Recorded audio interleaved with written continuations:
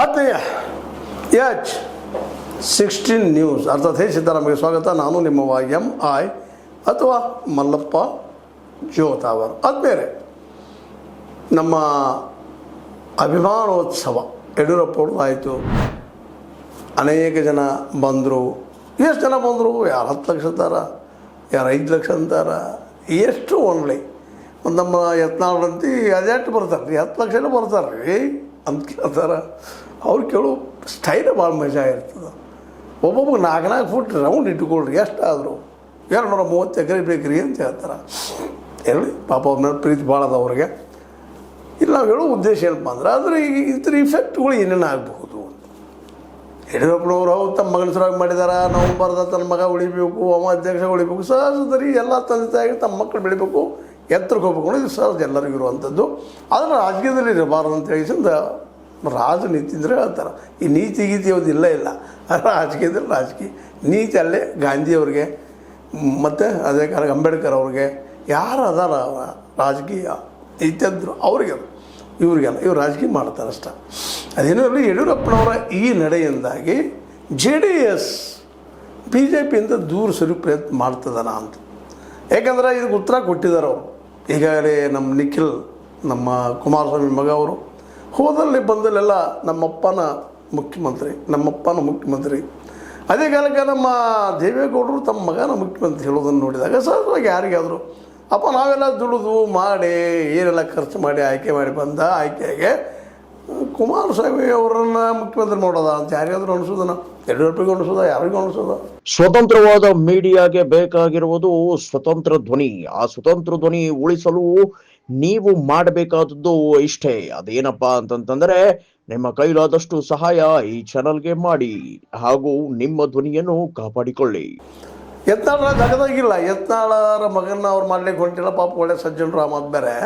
ಆದರೆ ಇವರಿಗೆ ತನ್ನ ಮಗನ ಮಾಡಲೇಬೇಕಂತ ನಿಂತಿದ್ದಾರೆ. ಮತ್ತು ಅದರ ಜೊತೆಗೆ ಇವತ್ತು ಮೌನಂ ಸಮ್ಮತಿ ಲಕ್ಷಣಂ, ಅದೇ ಕಾಲಕ್ಕೆ ಯತ್ನಾಳರು ಹೊರಗೆ ತೆಗೆದಾಗಿಬಿಟ್ಟಿದ್ರೆ BJP ಹಂಗೂ ನನ್ನ ಮಾತು ನಡೀತದೆ ಅಂತ ಅವ್ರಿಗೂ ಅನಿಸ್ತದೆ. ಮತ್ತು ಈಗ ದೊಡ್ಡ ಫಂಕ್ಷನ್ ಮಾಡೋದಕ್ಕೆ ಸ್ವತಃ ಅಮಿತ್ ಶಾನು ಬಂದು ಹೋದರು, ನಂತರ ಮೋದಿಯವರು ಮರುದಿವ್ಸ ಬಂದು ಸನ್ಮಾನ ತೊಗೊಂಡು ಹೋದರು. ಹೀಗಾಗಿ ಮೋಸ್ಟ್ ಪ್ರಾಬಬ್ಲಿ ಯಡಿಯೂರಪ್ಪನವರ ಒಂದು ಪ್ಲ್ಯಾನ್ ಏನೈತಿ ವರ್ಕೌಟ್ ಮಾಡಬೇಕು ಅನ್ನೋದು ಅದು ಯಶಸ್ವಿಯಾದಂಗೆ ಆಗ್ಯದ. ಹೀಗಾಗಿ ಇದು ಎಲ್ಲಿವರೆಗಪ್ಪ ಏನಂದು ಇದರಿಂದ ಹೆಂಗೆ? ಯಾಕಂದ್ರೆ ಈಗಾಗಲೇ ನಿಮಗೆ ಗೊತ್ತದ ಈ ಒಂದು ರಾಜ್ಯಸಭಾ ಸದಸ್ಯತ್ವದ್ದು ನಮಗೆ ಕರ್ನಾಟಕದಿಂದ ಬೇಕಂತೇಳಿ ದೇವೇಗೌಡರು ಕೇಳ್ತಾ ಇದ್ದಾರೆ. ಯಾಕೋ ಏನೋ ಅವರು ಹೇಳ್ದಂಗೆ ಆಗಬಹುದೇನೋ ಆಯ್ತಂತಂದ್ರೆ ಒಂದೇನೋ ಮತ್ತೆ ಗದ್ದಲ ಶುರುವಾಗ್ತದೆ ಯಡಿಯೂರಪ್ಪನವ್ರಿಗೆ. ಯಾಕಂತಂದ್ರೆ ಯಡಿಯೂರಪ್ಪನವರು ತನ್ನ ಮಗನ ಸಲುವಾಗಿ, ತಮ್ಮ ರಾಜಕೀಯ ಸಲುವಾಗಿ ಅವರು ಇದನ್ನೆಲ್ಲ ಮಾಡ್ತಾ ಇದ್ದಾರೆ ಅನ್ನೋದು ಎಲ್ಲರಿಗೂ ಓಪನ್ ಸಿಗಲಿ ರಿಲೀಸ್.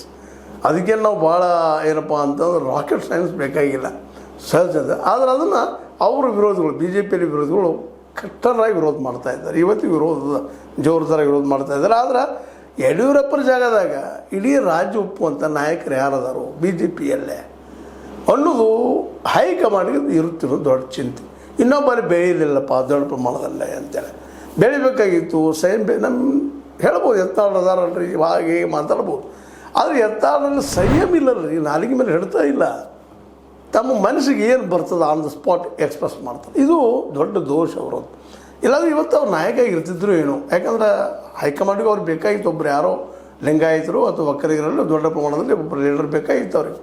ಒಕ್ಕಲಿಗರಂತೆ ಅವರಿಬ್ಬರು ಇದ್ದಾರೆ, ಅದು ಕಾಂಗ್ರೆಸ್ನಾಗ ನಮ್ಮ ಇವರಿದ್ದಾರೆ, DKC ಇದ್ದಾರೆ. ಅದೇ ಕಾಲಕ್ಕೆ JDSಲ್ಲಂತೂ ಅವ್ರು ದೇವೇಗೌಡರ ಕುಟುಂಬ ನಾವೊಬ್ಬ ಒಕ್ಕಲಿಗರು ಮತ್ತಾರಿಲ್ಲ ಅನ್ನುವಂಗೆ ಅದಾರ. ಹೀಗಾಗಿ ಇನ್ನೊಬ್ಬ ಒಕ್ಕಲಿಗ ನಾಯಕಲ್ಲಿ ಹುಟ್ಟಲಿಕ್ಕೆ ಸಾಧ್ಯ ಇಲ್ಲ. ಅಶೋಕರ ಬಗ್ಗೆ ಆ ಪ್ರಮಾಣದಲ್ಲಿ ವಾತಾವರಣವೂ ಇಲ್ಲ. ಅಶ್ವತ್ಥ ನಾರಾಯಣ ಯಾರು ಇದ್ದಾರೆ, ಅವರು ಎಷ್ಟು ಮಟ್ಟಿಗೆ ಎಲ್ಲಿ ನಿಲ್ತಾರೋ ಗೊತ್ತಿಲ್ಲ.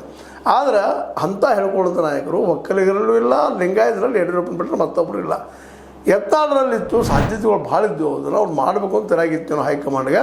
ಆದರೆ ಅವ್ರ ನಾಲಿಗೆ ಸದಾ ವಿರೋಧ ಮಾಡಿ ಮಾಡಿ ಮಾಡಿ ಬಾಯಿಗೆ ಬೆಲೆ ಸಿಕ್ಕೊಳ್ಳೇವೆ, ಮಾಯಿಗೆ ಸಿಕ್ಕರೆ ಸಾಕು ಶುರು ಮಾಡಿಬಿಟ್ರು. ಹೀಗಾಗಿ ಅನಿವಾರ್ಯವಾಗಿ, ಯಾಕಂದರೆ ಒಂದು ರಾಷ್ಟ್ರೀಯ ಪಕ್ಷ ಅವ್ರು ಏನು ಹುಡುಕ್ತಾ ಇರ್ತಾರಪ್ಪ ಅಂತಂದ್ರೆ ಕೇವಲ ಒಂದು ಸಮುದಾಯನ ಅಷ್ಟೇ ಅಲ್ಲ, ಎಲ್ಲರೂ ಒಳಗೆ ತೊಗೊಳ್ಳೋಂಥದ್ದು. ಬಟ್ಟೆಂಗೆ ತೊಗಟೆಂಗೆ ಅಂತೇಳಿ ಅಂತ OBC ಜನರು ತನ್ನ ಒಳಗೆ ತೊಗೊಂಡ್ರು. ಅಂಥ ನಾಯಕನ ಬಯಸ್ತಾ ಇದ್ದಾರೆ ಅವರು. ನೀವು ಅಲ್ಲೇ ಜಗಳ ಹೌದು, ನೀವು ಮಾತಾಡ್ತೀರಿ ಒಳ್ಳೆಯದು. ಆದರೆ ಮೇನ್ ನೀವು ಯಡಿಯೂರಪ್ಪನವರ ವ್ಯಕ್ತಿತ್ವನ ಅಳವಡಿಸ್ಕೋಬೇಕಾಗಿತ್ತು, ಮಾಡೋ ಕೆಲಸ ಮಾಡಬೇಕಾಗಿತ್ತು. ಹೀಗಾಗಿ ಲಿಂಗಾಯತ ಲೀಡರಲ್ಲಿ ಯಡಿಯೂರಪ್ಪನವರು ಆದರು, ಈ ಅನಿವಾರ್ಯತೆ ಗೊತ್ತಿರುವಂತಹ ಯಡಿಯೂರಪ್ಪನವರು ತಮ್ಮ ಮಗನ ಬೆಳೆಸಿ ಮುಂದೆ ಬಿಟ್ಟು ಹೋಗ್ಬೇಕು ಅನ್ನೋ ಪ್ಲ್ಯಾನ್ ಮಾಡಿದ್ದಾರೆ. ಹೀಗಾಗಿ ಇದು ದೊಡ್ಡ ಕುತ್ತಿಗೆ ಬಂದಂಗೆ ಆಗಿದೆ ನಮ್ಮ ದೇವೇಗೌಡರಿಗೆ. ಯಾಕಂದ್ರೆ ಅವ್ರಿಗೆ ಪೂರ್ಣ ಪ್ರಮಾಣದಲ್ಲಿ ಗೆಲ್ಲಕ್ಕೆ ಸಾಧ್ಯತೆಯೋ ಇಲ್ಲೋ ಅವ್ರಿಗೆ ಗೊತ್ತಿದ್ದ ವಿಷಯ ಅದ. ಅವ್ರ ರಾಜಕೀಯ ಜ್ಞಾನ ಅವ್ರಿಗೆ ಹೇಳುವಂಥ ಅವಶ್ಯಕತೆ ಇಲ್ಲ. ಇಡೀ ಕರ್ನಾಟಕದ ಜ್ಞಾನ ಅವ್ರಿಗೆ ಅದ. ಯಾವ ಜಿಲ್ಲೆಯಲ್ಲಿ ಏನದ, ಯಾವ ಏರಿಯಾದಲ್ಲಿ ಏನದ, ನಾವು ಎಷ್ಟು ಆರಿಸ್ಕೊಂಡು ತರ್ಬೋದು, ಏನು ಮಾಡ್ಬೋದು ಅಂತೇಳಿ ಸ್ವತಃ ಅವ್ರಿಗೆಲ್ಲ ತಪ್ಪುಗಳನ್ನ ಮಾಡಿ ತಮ್ಮನ್ನು ತಾವು ಸೀಮಿತ ಮಾಡ್ಕೊಂಡ್ಬಿಟ್ಟಿದ್ದಾರೆ ಒಕ್ಕಲಿಗ ಲೀಡರ್ಗೆ. ಯಾಕಂದ್ರೆ ಹಿಂದಿನ ಚುನಾವಣೆಯಲ್ಲೇ ಈ BJP ಜೊತೆ ಹೊಂದಾಣಿಕೆ ಹಾಕ್ಕೊಂಡು ಮುಸ್ಲಿಮರೆಲ್ಲರೂ ದೂರ ಸರ್ಕೋದು ಹೋಗಿಬಿಟ್ರು. ಒಂದು ಅಲ್ಟರ್ನೇಟಿವ್ ಇತ್ತು ಅವ್ರು, ಕಾಂಗ್ರೆಸ್ ಎಲ್ಲಪ್ಪ ಅಂದ್ರೆ ಕಡೆಗೆ JDS ಒಂದದ ಅಂತೇಳಿ ಅದನ್ನಂತಿ ನೇರವಾಗಿ ಕಳ್ಕೊಂಡೇ ಬಿಟ್ಟರು. ಎಚ್ಚರಿಕೆ ಆಗಿರ್ಬೋದು, ಕಡೆಗೆ ದೇವೇಗೌಡರು ತಂದು ತೋರಿಸಿಬಿಟ್ರು ಅದನ್ನು. ಮತ್ತು ಇವತ್ತಂತೆ ಅವ್ರಿಗೆ ಅನಿವಾರ್ಯ ಇದೆ ಅವ್ರಿಗೆ BJP, ಅದರಲ್ಲೂ ಮೋದಿ ಅವ್ರಿಗೆ ಹೇಳಿದ ನೋಡಿ ಮತ್ತೊಂದಿಲ್ಲ. ಆದ್ರೆ ಹಂಗಂತ ಹೇಳ್ಕೊಂಡು ತಮ್ಮ ಮಗನನ್ನು CM ಮಾಡೋ ಅಂತ ಹೇಳೋ ಸ್ಥಿತಿಗಳು ಇಲ್ಲ. ಅದಕ್ಕೆ ಥರ ಫಂಕ್ಷನು ಮಾಡಿದರು, 25 ವರ್ಷ ಆಯ್ತು ಅದು ಇದು ಅಂತೇಳಿ. ಆ ಸಂದರ್ಭದಲ್ಲೇ ನಿಖಿಲು ಮಾತಾಡಿದರು, ದೇವೇಗೌಡರು ಮಾತಾಡಿದರು. ಆದ್ರೆ ಅದಕ್ಕೆ ಕೇಂದ್ರದ ಹೈಕಮಾಂಡ್ ಒಪ್ಪಿಗೆ ಇರ್ಬೋದಿಲ್ಲ ಅಂತಲ್ಲ. ಅವ್ರಿಗೆ ಈಗ ಮಿನಿಸ್ಟರ್ಶಿಪ್ ಕೊಟ್ಟರು, ದೊಡ್ಡದಂತ ಇಬ್ಬರು ಅದಾರ, ಅವರು ಇದ್ದರೂ ಕೊಟ್ಟಿದ್ದಾರೆ, ಅವ್ರಿಗೆ ಅನುಕೂಲಗಳು ಮಾಡಿಕೊಡ್ತಾ ಇದ್ದಾರೆ. ಯಾಕಂತಂದ್ರೆ ಇಂದಿಲ್ಲ ನಾಳೆ, ಯಾಕೆ ಅವ್ರಿಗೂ ಗೊತ್ತದ OBC ಅಂತ ನಮಗೆ ಒಲಿಯೋದಿಲ್ಲ. ಅಹಿಂದದಿಂದಾಗೆ ಇನ್ನುಳಿದ ದಲಿತ ಆಗಿರ್ಬೋದು ಅಥವಾ ಆದಿವಾಸಿಗಳಾಗಿರ್ಬೋದು, ಅದೇ ಕಾಲಕ್ಕೆ OBC ಕೆಲ ಜಾತಿಗಳಾಗಿರ್ಬೋದು ಇವರು, ಮತ್ತು ಅದಕ್ಕಿಂತ ಹೆಚ್ಚಿಗೆ ಮೈನಾರಿಟಿ ಅಂತ ಅದರಲ್ಲೂ ಮುಖ್ಯ ಮುಸ್ಲಿಮ್ಸ್ ಬರೋದು ಗೊತ್ತದ. ಹೀಗಾಗಿ ಅಲ್ಲಿ ಹೆಚ್ಚಾಗ್ತಾವೆ ಓಟ್ಗಳು. ಇಲ್ಲೇ JDS ಮತ್ತು BJP ಒಂದು ಒಕ್ಕಲಿಗರು ಒಂದು ಲಿಂಗಾಯತರು ಮಾಡಿಬಿಡ್ಬೇಕಂತ ಅವ್ರ ತಲೆಯಲ್ಲಿ. ಆ ತಲೆಯಲ್ಲಿ ಇದ್ದಿದ್ದು ಅವ್ರು ಸರಿ ಅದು ಇಲ್ಲಂತಲ್ಲ. ಅದಕ್ಕಾಗಿ ಅವರು ನಮ್ಮ ಇವರಿಗೆ ದೇವೇಗೌಡರಿಗೆ ಮತ್ತು ಅವ್ರ ಮಗ್ಗ ಅವಕಾಶಗಳು ನಿರ್ಮಿಸಿದ್ದು ಏನು ಸುಳ್ಳಲ್ಲ. ಹಂಗೇನು ಬಂದ ಪ್ರಸಂಗ ಅಂದ್ರೆ ಎರಡು ಒಂದು ಮಾಡಿ ಯಾರನ್ನಾರು ಒಬ್ಬರು CM ಮಾಡಬೇಕು. ಎಚ್ಚರಿಕೆ ಅವ್ರ ಮಾಡಿ ನಡೀತದೆ. ಎಚ್ಚರಿಕೆ ಅವರು ಯಡಿಯೂರಪ್ಪನ ಮಟ್ಟದಲ್ಲೇ ಒಂದು ನಾಯಕತ್ವ ಬೆಳೆಸ್ಕೊಂಡಿದ್ದಾರೆ ಇಲ್ಲಂತಲ್ಲ. ಆದರೆ ಅವರು JDS ಅಲ್ಲಿದ್ದಾರೆ, ಅದೇ BJP ರೀತಿ ಪ್ರಶ್ನೆ ಇರಲಿಲ್ಲ. ಇಷ್ಟರೊಳಗೆ ಎಚ್ಚರಿಕೆ ಅವ್ರನ್ನ ಲೀಡರ್ ಮಾಡಿಬಿಡ್ತಿದ್ರಿ ನಾವು, ನಮ್ಮ ಮೋದಿಯವರು ಮತ್ತು ಶಾರ್ ಅವರು. ಆದರೆ ಅವರು JDS ಅಲ್ಲಿ ಇರೋದ್ರಿಂದ BJPಯಲ್ಲಿರುವ ಜನ ಏನು ಒಕ್ಕಲಿಗ ಲೀಡರ್ ಅದಾರ ಅವ್ರನ್ನ ತರ್ತಿರಪ್ಪ ನಮ್ಮನ್ನು ಮಾಡಲಿಲ್ಲ. ಅವ್ರಿಗೆ ಹೇಳಿದ್ರೆ ಯಡಿಯೂರಪ್ಪ ಅಂದ್ರೆ ಅವ್ರನ್ನ ಮಾಡ್ಕೊಂಡ್ಬಿಡ್ರಿ ಅನ್ನೋದು ಮನಸ್ಥಿತಿ ಒಳಗೆ ಇದ್ದಾರೆ. ಇದಕ್ಕಾಗಿ ಇವತ್ತು ಹೈಕಮಾಂಡ್ ದೊಡ್ಡ ಗೊಂದಲ. ಯಡಿಯೂರಪ್ಪನ ಬಿಡೋದು ಹಿಡ್ಕೊಳ್ಳೋದು, ಹಿಡ್ಕೋಬೇಕಂತೀವಿ. ಅವರೆಲ್ಲ ಸರಿ ಅದ, ಹಿಂದುತ್ವ ಅದೆಲ್ಲ ಸರಿ ಅದ. ಅದು ನಾರಿಗೆ ಸುದ್ದಿ ಇಲ್ಲ, ಶುರು ಮಾಡಿಬಿಡ್ತಾರೆ. ಅವ್ರಾಗಿದ್ರಪ್ಪ ಅಂತಂದ್ರೆ ಇವತ್ತು ಲಿಂಗಾಯತ ಮತ್ತು ಒಕ್ಕರಿಗೆ ಎರಡು ಹೊಂದಾಣಿಕೆಯಾಗಿ ಇವರು ಇನ್ನೊಂದು ಏನಪ್ಪ ಅಂತ ಗಮನಿಸ್ಬೇಕಾಗಿದೆ ಅನ್ನೋದು ಭಾಳ ಸೂಕ್ಷ್ಮವಾಗಿ. ಯತ್ನಾಳರು ಮುಖ್ಯಮಂತ್ರಿ ಮಾಡಿ ಖುಷಿಯಾಗಿ ಬಿಡ್ತಿದ್ರು. ಎಚ್ಚರಿಕೆ ಅವ್ರನ್ನ ಮುಖ್ಯಮಂತ್ರಿ ಮಾಡುವಂಥ ಪ್ಲ್ಯಾನ್ ಮಾಡ್ಕೊಂಡು ಹೊಡಿತಿದ್ರು. ಆದರೆ ಯತ್ನಾಳರು ಕೇಂದ್ರ ಹೈಕಮಾಂಡ್ ಮೋದಿ ಮತ್ತು ಶಾರ್ ಅವರು ಬಯಸಂಥ ಎಲ್ಲರೂ ಒಪ್ಪಿತವಾಗುವ ನಾಯಕರಾಗಿ ಇಲ್ಲಿವರೆಗೆ ಕಂಡು ಬರಲಿಲ್ಲ ಅನ್ನೋದು. ಕೊನೆಗೆ ಬಂತು ಬಾಗಲಕೋಟೆಯಲ್ಲಿ ಬಂದಾಗ ನಿಶ್ಚಿತವಾಗಿ ಗೆಲ್ಲಬೇಕಾಗಿತ್ತಲ್ಲೇ. ಆ ಗೆದ್ದಿದ್ರೆ ಆ ಕ್ರೆಡಿಟ್ ಯಾರಿಗೆ ಹೋಗ್ತಿತ್ತಪ್ಪ ಅಂತಂದ್ರೆ ನಿಶ್ಚಿತವಾಗಿಯೂ ನಮ್ಮ ಯತ್ನಾಳರಿಗೆ ಹೋಗ್ತಿತ್ತು. ಆದರೆ ಇವತ್ತು ಹೇಳ್ಬೋದು ಅವ್ರು 10,000 ಕೊಟ್ಟರು, 5,000 ಕೊಟ್ಟರು, ಮುಸಲ್ಮಾನ್ರು 1,000 ಕೊಟ್ಟರು, ಏನೋ ಮಾತಾಡ್ತಾರೆ ಅವ್ರು. ಇರ್ಬೋದು, ಕೊಟ್ಟಿಲ್ಲ ಅಂತ ಹೇಳೋದಲ್ಲ. ಹಂಗಂತೇಳಿ BJP ಅವ್ರು ಕೊಟ್ಟಿಲ್ಲೇನ್ರಿ, ಜನತೆ ಮಟ್ಟ ಕೊಟ್ಟಿಲ್ಲೇನು ಇವ್ರಿಗೆ ಕೇಳ್ತಾರೆ. ಅಂದರೆ ಇವ್ರಿಗೆ ಗೊತ್ತದ ಅವ್ರು ಕೊಟ್ಟಿದ್ದು, ಅವ್ರಿಗೆ ಇವ್ರಿಗೆ ಗೊತ್ತದ. ಇಬ್ಬರು ಅವರ ಯಾವುದು ಕಾಂಗ್ರೆಸ್ ಮತ್ತು BJP ಅಲ್ಲಿ ಗೆಲ್ಲಲಿಲ್ಲ. ಅದರಿಂದಾಗಿ ಮತ್ತು ಅದ್ರ ಜೊತೆಗೆ ಇನ್ನೊಂದು ಏನಾಗಿಬಿಟ್ಟಿದ್ದಪ್ಪ ಅಂದ್ರೆ ದಾವಣಗೆರೆನೂ ಹೋಗಿಬಿಟ್ಟು ಕೈಬಿಟ್ಟು ಗೆಲ್ಲುವಂಥದ್ದು ದಾವಣಗೆರೆ ಇವರಲ್ಲಿ ಎಂಟ್ರಿ ಆಗಿದ್ದಾಗ ಅದು ಹೋಯಿತು ಅನ್ನೋಂಥ ಒಂದು ಆರೋಪಗಳು ಇವತ್ತು ಯಡಿಯೂರಪ್ಪನವರು ಮಾಡ್ತಾ ಇದ್ದಾರೆ. ಹೀಗಾಗಿ ಏಕಕಾಲಕ್ಕೆ ಎಲ್ಲ ಕಡೆ ಹೊಡೆದಂಥ ಯತ್ನಾಳ್ ಹೊರಗೆ ಬರುವಂಥದ್ದು ಬಂತು. ಈಗೆಲ್ಲ ಗೊಂದಲಗಳಿಗೆ ಉತ್ತರ ಮೋದಿಯವರು ಶಾರವರಿಗೆಲ್ಲ. ಯಾಕಂದ್ರೆ ಅವ್ರು ಮೋದಿ ಮತ್ತು ಶಾರ್ ಅವರು ಇಡೀ ದೇಶದ ರಾಜಕೀಯ ಅವ್ರಿಗೆ ಬೇಕಾಗ್ಯದ. ಎಲ್ಲ ರಾಜ್ಯಗಳು ಗೆಲ್ಲಬೇಕಾಗಿದೆ, ಎಲ್ಲ ಓಡಾಡಬೇಕಾಗ್ಯದ. ಇಬ್ಬರು ಅದರ ಶಕ್ತಿ ಸಾಲ್ತಾ ಇಲ್ಲ. ಹೀಗಾಗಿ ಇಲ್ಲಿಯ ನಿಜವಾದ ಪಲ್ಸ್ ಗೊತ್ತಾಗ್ತಾ ಇಲ್ಲ. ಇಲ್ಲಿ ಎಲ್ಲಿ ಗುದ್ದಾಡೋದಪ್ಪ. ಮತ್ತು 2023 ನಾವು ಮಾಡಿದ ತಪ್ಪು ಮಾಡಿದ್ವಿ ಅಂದ್ರೆ ಮತ್ತೆ ಕಾಂಗ್ರೆಸ್ ದೊಡ್ಡ ಪ್ರಮಾಣದಲ್ಲಿ ಆಯ್ಕೆ ಆಗಿ ಬರ್ತದೆ. ಅದಕ್ಕೆ ಅವ್ರಿಗೆ ಅಟ್ಲೀಸ್ಟ್ ಒಂದು ಕಡಿಮೆ ಪ್ರಮಾಣದಲ್ಲಿ ಆಯ್ಕೆ ಆದ್ರೆ ಕಾಂಗ್ರೆಸ್ನ ಹೊಡ್ಯಾಕಾದ್ರೂ ಬರ್ತದೆ. ಯಾಕಂದ್ರೆ ಹಿಂದಿನ ಇತಿಹಾಸದ ಮಹಾರಾಷ್ಟ್ರದಲ್ಲಿ ಹೊಡೆದಿದ್ದಾರೆ, ಗೋವಾದಲ್ಲೂ ಹೊಡೆದಿದ್ದಾರೆ, ಮತ್ತು ಬೇರೆ ಬೇರೆ ಕಡೆ ಹೊಡೆದು ಮಾಡಿದ್ದಾರೆ ಆ ಸರ್ಕಾರಗಳನ್ನು. ಅಂದಾಗ ಇಲ್ಲೂ ಮಾಡ್ಬೋದು ನಾವು ತರ್ಕ ಹೈಕಮಾಂಡ್. ಹೀಗಾಗಿ ಅವರು ಇದ್ದಂಥವ್ರು ಯಡಿಯೂರಪ್ಪನವ್ರಿಗೆ ಅವಕಾಶ ಕೊಡ್ತಾ ಇದ್ದಾರೆ. ಇದು ಎಚ್ಚರಿಕೆ ಅವರಿಗೆ ದೇವೇಗೌಡರಿಗೆ ಆಗ್ತಾ ಇಲ್ಲ. ಹೀಗಾಗಿ ಇಬ್ಬರು ಬೇರೆ ಬೇರೆ ಆಗ್ತಾರೇನೋ ಇವರು ಅನ್ನುವಂಥ ಮಾತು ಕೇಳಿ ಬರ್ತಾ ಇದ್ದಾವೆ. ಇತ್ತೀಚೆಗೆ ಯಾಕೋ ಏನೋ ಅದು ಮುಖ್ಯವಾಗಿ ದೇವೇಗೌಡರು ಮತ್ತು ಅದೇ ಕಾಲಕ್ಕೆ ನಮ್ಮ ಯಡಿಯೂರಪ್ಪನವರು ಅಥವಾ ಎಚ್ ಡಿ ಮತ್ತು ಯಡಿಯೂರಪ್ಪನವರು ಕೂಡಿ ಒಂದು ಸ್ಟೇಟ್ಮೆಂಟ್ ಕೊಡುವಂಥದ್ದು ಮಾಡುವಂಥದ್ದು ಆಗ್ತಾ ಇಲ್ಲ, ಹೆಚ್ಚಿಗೆ ಅವರು ಮಾತಾಡ್ತಾ ಇಲ್ಲ. ಅದರಲ್ಲೂ ಬಿ ಜೆ ಪಿಯಲ್ಲಿರುತ್ತಂಥ ಉಳಿದ ನಾಯಕರು ಸಹಿತ ಭಾಳಷ್ಟು ದೇವೇಗೌಡರು ಮತ್ತು ಎಚ್ ಡಿ ಕೆ ಅವ್ರ ಕಡೆ ಒಲವು ತೋರಿಸ್ತಾ ಇಲ್ಲ. ಈ ಎಲ್ಲ ಕಾರಣಕ್ಕಾಗಿ ಇವತ್ತು ಇವ್ರ ಮಧ್ಯೆ ಅಂದರೆ ಬಿ ಜೆ ಪಿ ಮತ್ತು ಜೆ ಡಿ ಎಸ್ ಮಧ್ಯೆಲ್ಲ ಒಡಕ್ಕೆ ಬರ್ಬೋದಾ ಈ ಮುಂಬರುವ ಚುನಾವಣೆಗಳಲ್ಲೇ? ಅದರಲ್ಲೂ ಗ್ರಾಮ ಪಂಚಾಯತಿ, ತಾಲೂಕು ಪಂಚಾಯತಿ, ಜಿಲ್ಲಾ ಪಂಚಾಯತಿ, ಅದಕ್ಕೆ ಇದು ಗ್ರೇಟರ್ ಬೆಂಗಳೂರು ಅದು ಬರುವುದಿಲ್ಲ. ಈ ಸಂದರ್ಭದಂತೂ ಇನ್ನೂ ಕ್ಲಿಯರ್ ಆಗೋ ಸಾಧ್ಯತೆಗಳಿದ್ದಾವೆ. ಅದು ಏನಾಗ್ಬೋದು? ದೇವೇಗೌಡರು, ನಮ್ಮ ಕುಮಾರಸ್ವಾಮಿಗಳು ಇವರನ್ನು ಮೀರಿ ಏನಾದರೂ ಕೆಲಸ ಮಾಡ್ಕೋಬೋದಾ ಅನ್ನುವಂಥ ಮಾತುಗಳದಾವ. ಏನು ಗೊತ್ತಿಲ್ಲಪ್ಪ, ಏನಾಗ್ತದೆ ಗೊತ್ತಿಲ್ಲ. ಬಟ್ ಬಿರುಕು ಮಾತ್ರ ಇನ್ನೂ ಹೆಚ್ಚಾಗ್ತಾ ಇದೆ ವಿನಃ ಕಡಿಮೆ ಆಗ್ತಾ ಇಲ್ಲ. ಎಚ್ಚರಿಕೆ ಅವರು ಸೇಮ್ ಮಾಡ್ಬೇಕಂತ ಅವ್ರು ಮಾತಾಡ್ತಾನೆ ಇದ್ದಾರೆ ಹೋದಲ್ಲೆಲ್ಲ. ಇವರು ತಮ್ಮ ವಿಜೇಂದ್ರನವ್ರನ್ನ ಮಾಡ್ಕೊಳ್ಬೇಕಂತ ಇವರಿದ್ದಾರೆ.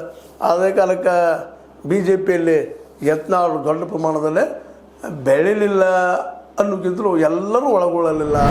ಅವರೆಲ್ಲ ಮಾತಾಡಿದ್ರು ಬಾಯಲ್ಲಿ, ಎಲ್ಲ ಹಿಂದುಳಿದವರು ಒಂದು ನಾವೆಲ್ಲ ಮಾತಾಡ್ತಾರೆ. ಬಟ್ ಯಾಕೋ ಏನೋ ಹೋಗಿ ಜನಕ್ಕೆ ಮುಟ್ತಾ ಇಲ್ಲ ಯತ್ನಾಳ್.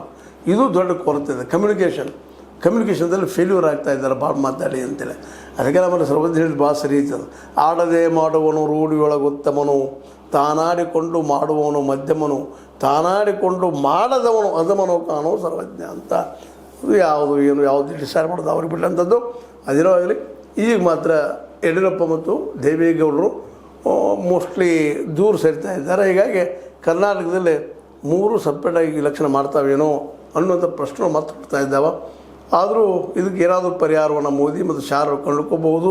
ಅದೇ ಕಾಲಕ್ಕೆ ಯಡಿಯೂರಪ್ಪನವ್ರಿಗೂ ಅನಿವಾರ್ಯ ಇದೆ. ಇವತ್ತು ಈಗ ತನ್ನ ಮಗನ ಬಗ್ಗೆ ಭಾಳ ಮಾತಾಡಿದ ಒಂದೇನೋ ಕೆಲಸ ಮಾಡೋ ಪ್ರಯತ್ನ ಮಾಡ್ತಾ ಇದ್ದಾರೆ. ಮತ್ತು ಅವ್ರು ಎಷ್ಟು ಮೌನದಾರ ಅಷ್ಟು ಗಟ್ಟಿ ಹೊಳ್ತಾ ಇದ್ದಾರೆ. ಬಿ ಜೆ ಪಿಯಲ್ಲೇ ತಮ್ಮ ಹಿಡಿತವನ್ನು ಸಾಧಿಸ್ತಾ ಇದ್ದಾರೆ.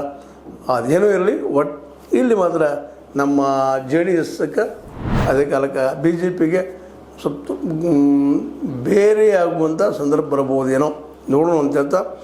ಏನಾದರೂ ಆಗಲಿ, ಒಟ್ಟಿನಲ್ಲೇ ಈ ಸಲ ಇದು ಗೆಳೆತನ ಅಂದರೆ J D S B J P ಗೆಳೆತನ ಬಹಳ ದಿನಗಳವರೆಗೆ ಮುಂದುವರಿತದನ ಇಲ್ವಾ ಅನ್ನೋದು ನೀವು ಹೇಳ್ರಿ. ನಿಮಗೇನು ಅನ್ನಿಸ್ತದ? ನಾವೇನೋ ತಪ್ಪು ಮಾತಾಡಿದ್ದೆ ಏನು ಅಂತೇಳಿ ನಿಮ್ಗೆ ಸರಿ ಲೈಕರ್ ಮಾಡಿ, ಡಿಸ್ಲೈಕರ್ ಮಾಡಿ, ಏನು ಮಾಡಿ ನೋಡ್ತಾ ಇರ್ರಿ. H60 ನ್ಯೂಸ್ ಅರ್ಥಾತ್ ದೇಶಿತರ ಸತ್ತ ಕೈಗಳಿ ವಂದನೆಗಳು. ಆತ್ಮೀಯ ಸಾರ್ವಜನಿಕರಲ್ಲಿ H16 ಅರ್ಥಾತ್ ಸೀತಾರಾಮದಿಂದ ಒಂದು ಮನವಿ.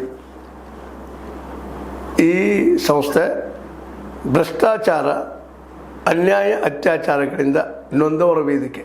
ಅನ್ಯಾಯಕೋರರ, ಭೂಗಳ್ಳರ, ನಶಾ ಸಾರಾಯಿ ಮಾಫಿಯಾಗಳ ವಿರುದ್ಧದ ಧ್ವನಿ. ರೈತರ, ಕೂಲಿಕಾರ, ಕಾರ್ಮಿಕರ, ಬಿದ್ದ ಸಮುದಾಯ ಜನರ ಧ್ವನಿ. ಬೆಂಬಲವಾಗಿ ನಿಂತು ತನುಮನ ಧನದ ಸಹಾಯಕ್ಕೆ ಸಾರ್ವಜನಿಕರಲ್ಲಿ ಕೋರಿಕೆ. ದಾನದ ಸಹಾಯ ನೀಡಿ ಸ್ವಾತಂತ್ರ್ಯ ಪತ್ರಿಕೋದ್ಯಮ ಉಳಿಸಿ ಬೆಳೆಸಿ. ವಂದನೆಗಳು. ತಮ್ಮನ್ನೇ ನಂಬಿರುವ ಮಲ್ಲಪ್ಪ ಇ ಜೋತಾವರ್. ಈ ಕೆಳಗಿನ QR ಸ್ಕ್ಯಾನ್ ಮಾಡಿ ಅಥವಾ ಈ ನಂಬರ್ ಅಂದರೆ 7411402405ಗೆ ಇಲ್ಲ 9686864852ಗೆ ನೀವು ಫೋನ್ಪೇ ಮಾಡಿ, ಪೇಟಿಎಮ್ ಮಾಡಿ ಅಥವಾ ಇನ್ನಾವುದೇ ಮಾಧ್ಯಮದಿಂದ ಗೂಗಲ್ ಮೂಲಕ ಸಹಾಯ ಮಾಡಿ ಈ ಪ್ರಾಮಾಣಿಕ ಪತ್ರಿಕೋದ್ಯಮವನ್ನು ಉಳಿಸಿ ಅಂತ ಮತ್ತೊಮ್ಮೆ ಮನವಿ. ವಂದನೆಗಳು.